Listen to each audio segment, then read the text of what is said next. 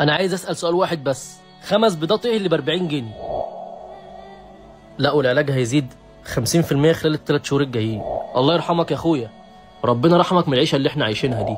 ولسه ايه؟ الرسول عليه الصلاه والسلام بيقول: هيجي زمان على امتي يحبون 5 وينسون 5، يحبون الدنيا وينسون الاخره، يحبون المال وينسون الحساب، يحبون الكسور وينسون القبور، ويحبون المعصيه وينسون التوبه، ويحبون المخلوق البني ادم يعني وينسون الخالق. وبعدين الرسول صلى الله عليه وسلم اتكلم في اللي هيحصل بعد كده، وقال ان اول حاجه ربنا هيبتليهم بيها الغلاء والوباء وجور الحكام، يعني ظلم الحاكم والموت الفجأة.